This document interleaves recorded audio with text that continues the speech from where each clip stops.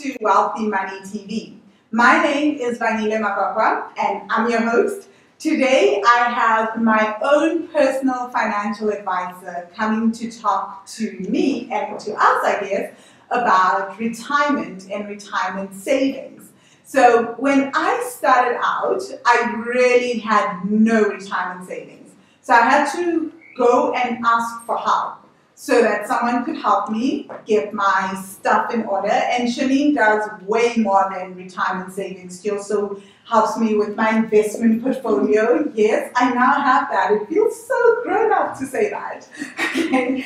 And so I'm just going to introduce Shanine now. Hi Shanine and welcome. Thank you so much. It's lovely being here. I appreciate the invitation. My first question, really, because I didn't know the answer to this question, by the way, up until like a few hours before the show. What are the various ways that people can save for retirement? I'm happy that I've got a retirement fund, but what are all the various ways? Because up until now, I thought the only way to save for retirement was the way I was doing it. Okay. There's actually three basic types of retirement that you can have. So your first one is your pension fund with your company. Then you've got a Provident fund that you can have also normally with the company.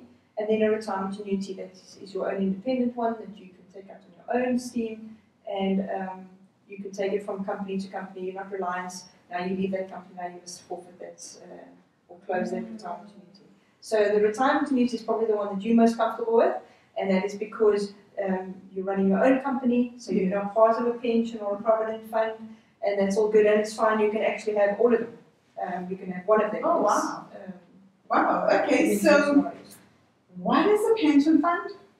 A pension fund is normally instituted by the company that you're with. Normally, obviously, the bigger the company, most big companies have got pension funds. Small companies, you can get pension funds that are for 6 people or more. So you can have small pension funds. But most companies, the bigger the company, the more that they invest into pensions. The company puts away a percentage and you put away a percentage into your pension fund. Anything from generally 5 to 7.5%, and the company will do the same. Does the company match my They don't have percentage? to. It's a voluntary thing that the company decides when they're setting up the pension fund how much that they want to put in and how much you're going to put in. Should people ask from a company? Because I don't remember ever asking any company, not that I've got this long work history of working for other people, but I've never ever known that you could ask generally. Actually, most companies, it will be a mandatory thing. In fact, when you go to a company and they're first setting it up, they normally give the employees an option to join. But as soon as a newcomer comes in, they're forced to join. So if you weren't forced to join, you probably, your company that you were working for probably didn't have a pension fund at that stage. Oh, okay. So most of the time they can match you. So if I put away 5% of my salary, yes, they will also match me at 5%. It's not necessarily the case. It's normally the case. It's normally that they'll put 7.5 and you put 7.5. Okay. The company decides it when they're initially setting up. They can change it from time to time, but it's not like one employee can have 5%, another employee 7.5%. It's going to be a generic. Okay. And generally, if I'm an employee, how much do you suggest that I put away for retirement in this pension fund? That's a very good question. Because I'm also thinking, if I'm earning just X amount every month, why the heck would I want to save for retirement? I mean, what is the benefit for me if I'm just trying to make ends meet right now? Why should I put away anything? Nobody can beat time in the market. The earlier you start, the better for you. You can't overcome that. That is just the law. So obviously, even if you're putting a smaller way from younger, the earlier you start, the better it will reap the rewards because you get compound interest kicking in. So most definitely, even if you start for a little bit, you should start.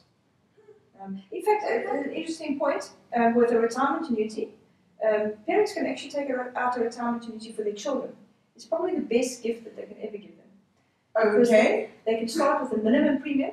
Okay. And what's the minimum premium? 200 rand a month. Okay. And how early can the parents start? From 1 year up. 1 year up. And by the time they're ready for retirement, which is 55 earliest, they have got a nice retirement package It didn't cost them an arm and a leg to set up. Now I'm thinking to myself, what if my kid reaches 18 and I want to take out that money? I can't. Retirement Because what if they want to, I need to pay for varsity fees? No? Okay, but that's not retirement planning now. Now you're talking about education planning. It's a different story. Okay, awesome. So what I've heard so far, just to recap, is pension funds are for employees, retirement annuities are for people like myself who are self-employed. This would be the best option. And is there a minimum, and the minimum is 200 Rand, even for myself, not just for my future child, whom I may or may not start a retirement annuity for. Okay. And then you also mentioned Provident funds. Can you please tell me a little bit more about that? The pension fund and Provident fund is very similar. With the Provident fund, the employee doesn't have to contribute. Okay. They can, but they don't have to. And with pension and Provident funds, both of them you can add death and disability benefits onto it, so you can have risk benefits. Where a normal retirement annuity, it is just plain savings that you are saving for retirement. But I didn't ask your question just now. You said how much percentage-wise should a person put away? Yes. If, say, for example, you're putting away 5 and the company's 5, that's normally 10%. So anything from 10 to 18% is normal. My only concern with the 10 to 18% of saving every month, and I say this as someone who has recently become a saver, as everyone watching this, or most people watching this know, that's a lot of money. Please give me an incentive why I should even save up to 18%. Well, let's take it to the extreme. Say, for example, you're earning 10,000 Rand a month. Yes. Now you want to save 200 Rand a month to make sure that you have got income. Now people are living longer, so you are saving from the people don't even start at 18, so let's say 25 that they start, 25 to 55. Yeah. Now they want to use that 200 Rand on the 10,000 that should last them a full income that they would be missing from their salary up until 90. Wow. So you need to make your money last for 30 years. That's correct, yeah. So now I'm thinking to myself, as I'm listening to you, I'm thinking, actually, I'm an entrepreneur. Okay, I get that I have to save for retirement, and I'm not going to pull up my retirement stuff with you, not that you'd let me make that decision. But why am I saving for retirement if I'm an entrepreneur? Why do I have a retirement annuity? Because I'll always be hustling or finding a way to hustle my way to extra income. You know, I have that question so many times, especially with small business owners, because they say my business is my retirement plan. Yeah. One day it will supply me an income. Yeah. Let me tell you, I've got many stories where the business goes down for whatever reason. Okay. It falls apart. They become insolvent. It's liquidated, and then they've got nothing to fall back on. If you have your business as your retirement plan, that must be an extra over and above. You cannot leave that as a fallback. The other thing, a retirement plan is protected by creditors. So even if things go rough in your small business and creditors come after, they can take your business, but they can't take your retirement plan. I didn't know that. Oh, this is awesome. Okay, so now I actually do know I'm saving for retirement. And then can you just talk in just a small little sentence, as to what are the tax benefits of saving for retirement? Because I'm pretty sure that's why you have a retirement annuity. It's mainly for tax. Absolutely. So let me give you a quick rundown. Pensions and provident funds, they're going to start treating soon. They were supposed to be this year. It's going to be probably 2 years' time in the same wrapper. So I'm not going to go into great details on that because that's changing. Okay. But a retirement annuity, they charge you 0% tax within the fund. Oh, wow. So that is really nice. It means that every penny that you put into it is growing for you. Mm-hmm. And at the end of the day, they give you tax benefits on, you get your first 500,000 tax-free, and then there's only a sliding scale. Wow. So actually, every step of the way you have a tax benefit because the government really needs us to start saving ourselves for retirement. We cannot rely on the government. Yes. That 1,000 Rand that you're going to get is not enough to keep the whole country going. That's very, very true, unfortunately. Okay, so anyone that wants to talk to Shanine further about retirement, her email address is at the bottom of this video. And so is her phone number. Feel free to reach out to her and talk to her about anything. Thank you very much.